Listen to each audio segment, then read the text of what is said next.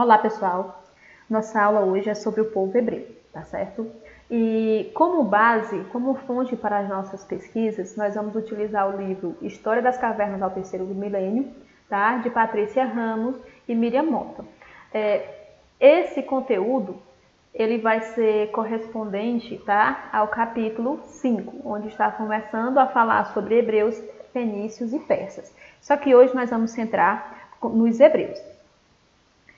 Antes que a gente comece a nossa aula, é importante que a gente entenda alguns conceitos. Primeiro conceito é o conceito de monolatria. Aqui, ó. Monolatria, pessoal, é quando eu sigo um único Deus, mas eu sei que podem existir outros deuses, tá certo? Mas eu opto por acreditar em um. No monoteísmo, tá? Aqui nós vamos ter a crença em um único Deus, ou seja, mesmo que alguém acredite em algum outro Deus, na verdade é simplesmente um falso Deus, ou seja, não existe. E já o monoteísmo ético, como a gente tem aqui, nós estamos falando de, além da crença em um único Deus, os outros deuses, eles são falsos deuses, ou seja, eles não existem, tá?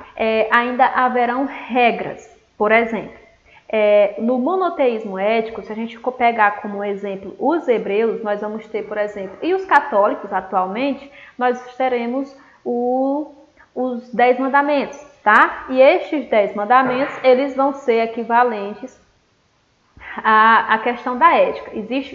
Nós que seguimos a essa religião, nós temos que seguir a esses preceitos, ok? Então, vamos lá. Os hebreus, pessoal, eles são considerados, segundo a nossa fonte, tá? Um povo nômade, tá certo? Um povo nômade e semita. Algumas fontes também vão dizer que eles eram povos seminômades, tá certo? E além de serem seminômades, eles também são semitas. O que seria esse semita? Segundo a história desse povo, o povo semita são os descendentes de Sem. Quem seria Sem? Sem é um dos filhos, tá, de Noé. E o Sem, ele vai ter nada mais nada menos do que 12 filhos. E cada um desse filho vai ser responsável pela criação de uma tribo. Por isso que nós vamos ter as 12 tribos de Israel. Tá? Então lembra, povo nômade de origem semita, que é o Sem, filho de Noé.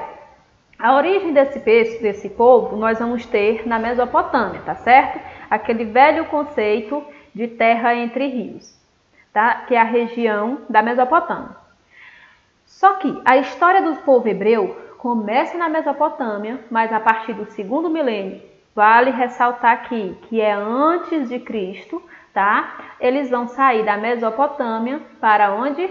Eles vão sair da Mesopotâmia para a Palestina. Deu para notar que eu tenho uma coordenação motora show.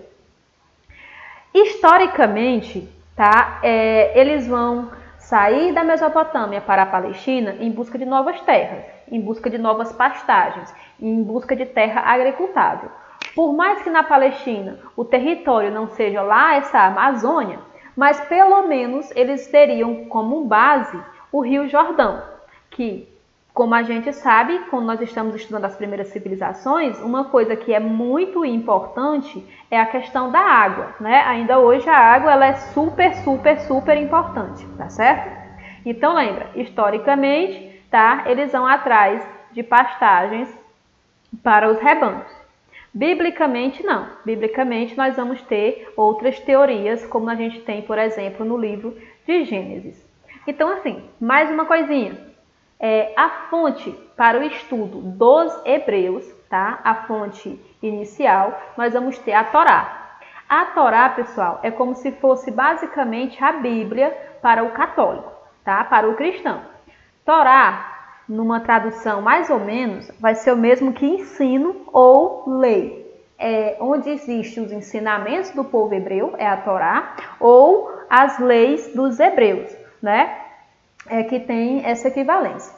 E a Torá, pessoal, dentro da Torá, nós temos o Pentateuco, ou seja, o Pentateuco é o que nós cristãos chamamos de os 5 primeiros livros da Bíblia. Ou seja, nós cristãos temos uma Bíblia muito maior, mas os hebreus eles têm simplesmente os primeiros 5 livros, que é o Pentateuco. Penta, porque são 5, tá? Então, o primeiro seria Gênesis, depois o Êxodo, Levítico, Números, tá? E Deuteronômio.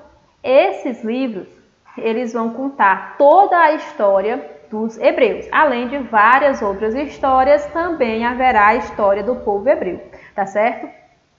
No primeiro livro, que é o livro do Gênesis, é que vai contar essa história. Vai falar dessa história onde nós temos a saída do pessoal, da galera dos hebreus da Mesopotâmia para Canaã.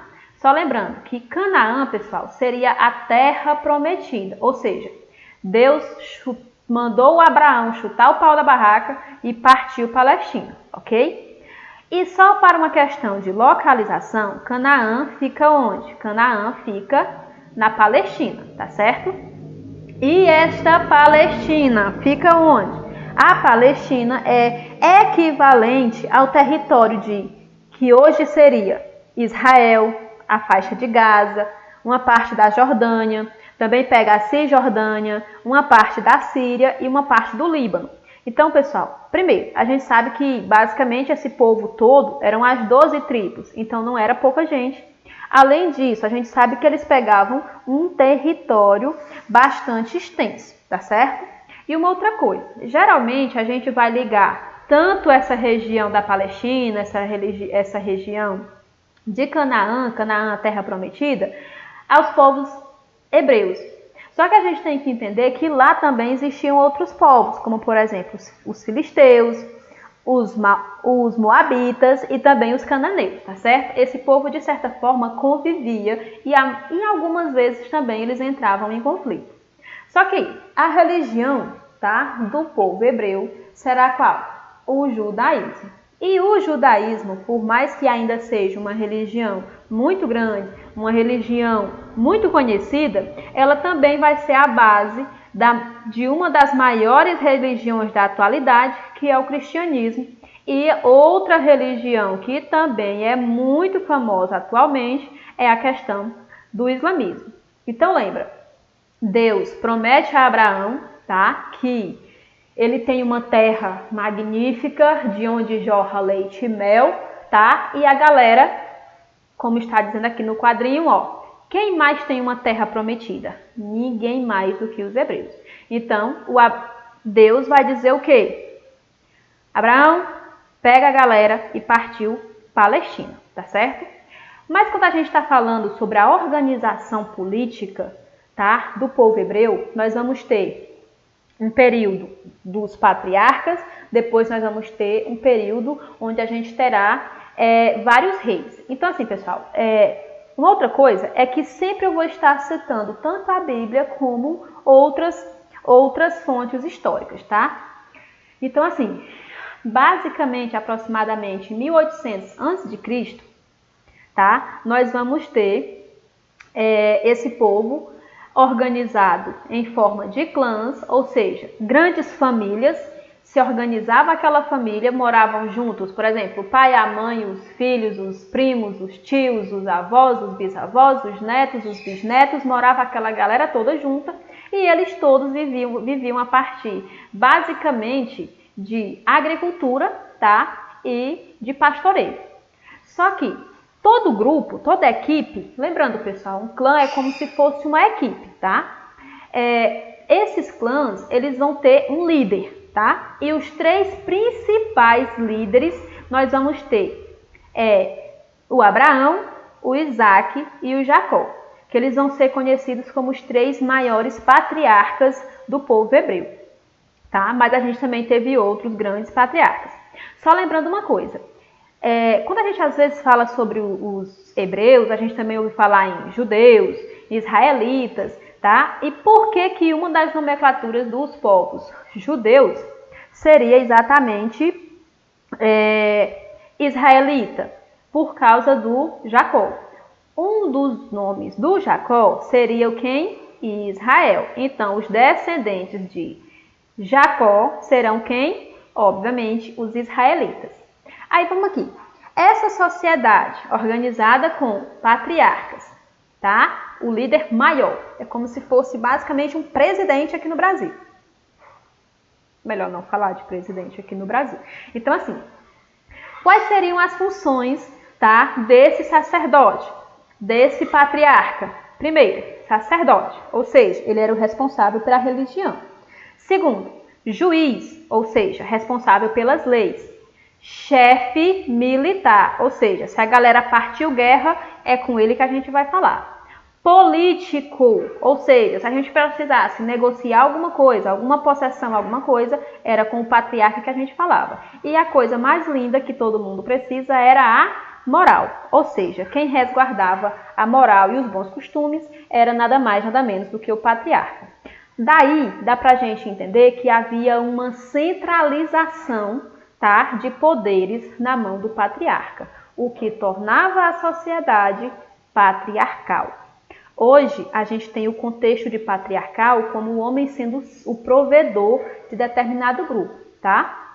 E nesse momento, a gente vai ver que a sociedade patriarcal, ela traz no seu cerne uma diferença entre homens e mulheres, já começando pela mais tenra idade. Vamos ver algumas coisas aqui, já que meninos são azuis e meninas são rosa. Eu não acredito nisso, então meninos não sintam-se ofendidos, mas vocês são rosa hoje. Então vamos lá. A partir dos 10 anos, os meninos eram treinados para serem o quê? Para serem líderes. É mesmo, irrita a tia. Para serem líderes, tá? Já uma outra situação que era aceita para os homens era o concubinato. Quer dizer o quê? Que um homem ele poderia ter mais de uma esposa.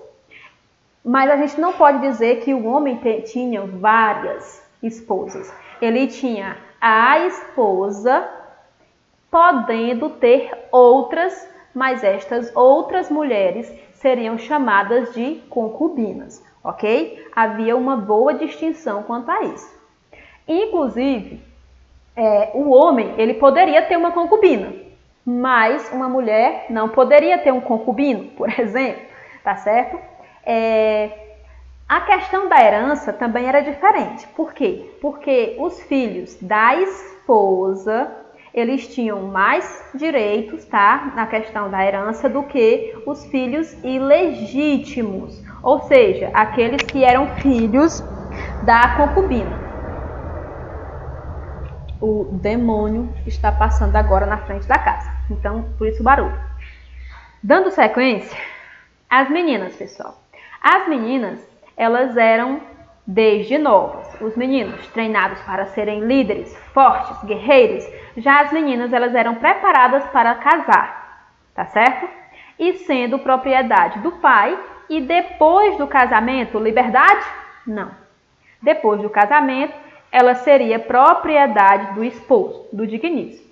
E como dentro da sociedade existiam as mulheres que eram mais reconhecidas, as mulheres que eram exemplo para as outras mulheres. Então, como você seria um exemplo para as outras mulheres? Pela quantidade de filhos, ou seja, quanto mais filhos uma mulher tivesse, tá certo? Mais ela era bem vista na sociedade. Por quê, pessoal? Porque eles vão seguir aquele conceito de cresce, galera, e se multiplica, tá certo? Então, vamos lá. A parte mais ou menos, aqui tá faltando um pontinho, vamos botar aqui que a tia não tem quando nós mudou. 1750 a.C., lembra? Eles saíram da Palestina. Eles saíram da Mesopotâmia e foram para Canaã, a terra prometida na Palestina.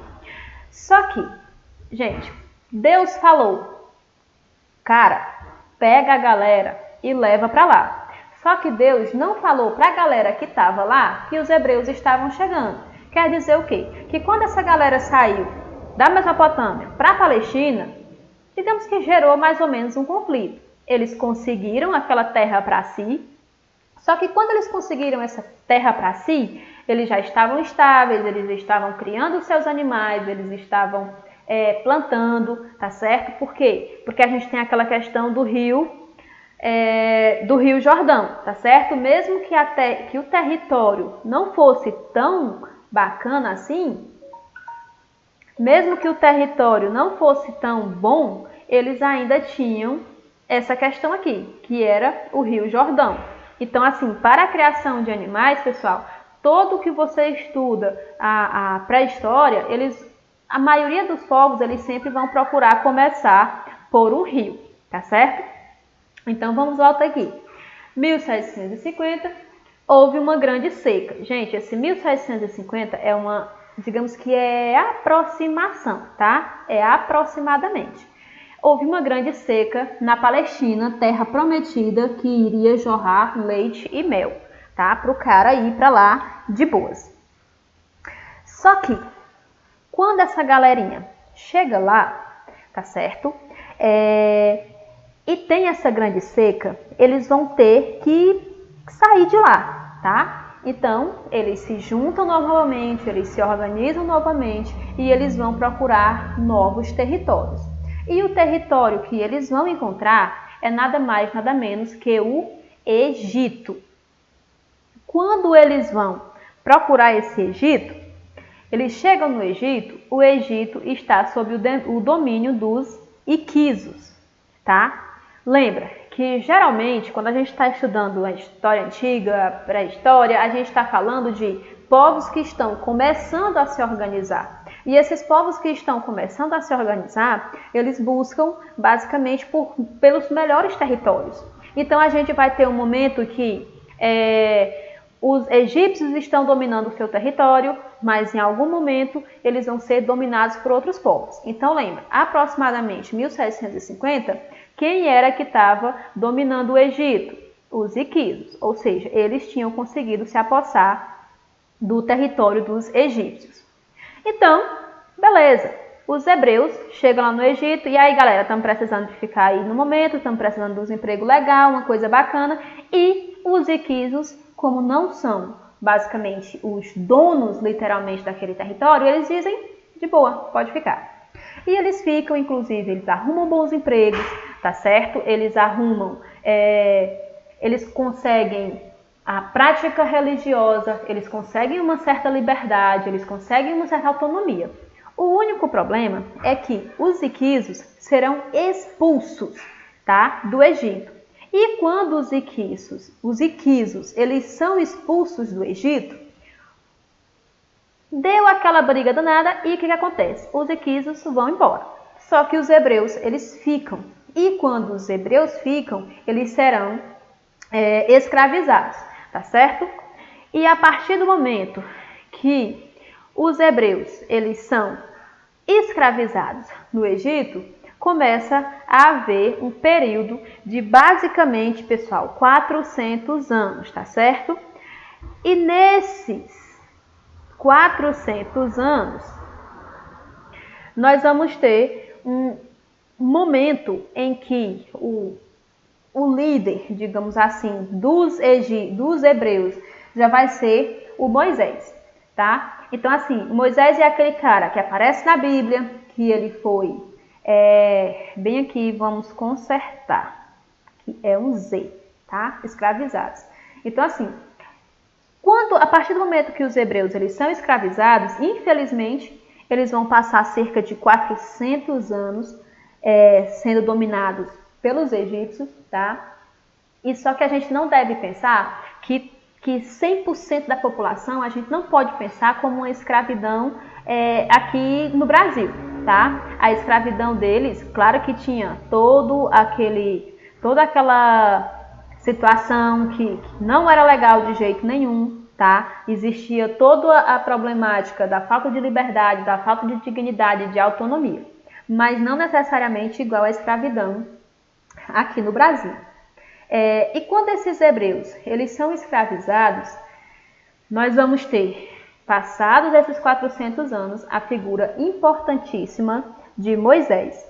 E o Moisés ele vai ser responsável pelo que nós vamos chamar de êxodo, ok? Só que para que possa haver este êxodo, o Moisés vai chegar e vai falar com o faraó. O faraó, todo mundo sabe, é o cara que manda literalmente né, no Egito, que foi visto já em aulas anteriores. Quando o Moisés ele chega e diz: Faraó, a gente está precisando sair fora, por quê? Porque as coisas não estão boas para a gente. E o Faraó diz o quê? Não vai. Então, assim, se a gente for parar para estudar, nós veremos que durante muito tempo as sociedades que têm escravos, que tem basicamente o centro de sua economia, da mão de obra, a escravidão, eles não gostam de abrir mão, tá? Facilmente, só porque alguém diz que não quer mais ser escravo. Mas o Moisés, ele tem algumas cartas na manga, né? Então, Deus, depois, lembrando que Deus falou com Abraão, passou todo esse tempo, aí Deus foi falar com o Moisés. E quando Deus falou com Moisés, ele disse: pede lá que o cara vai deixar. Ele pediu, o cara não deixou. O que acontece? Então, Deus, sou um cara muito legal, eu vou mandar algumas pragas aí para o Egito, tá? A primeira praga seria o sangue, ou seja, o rio Nilo todo seria banhado em sangue.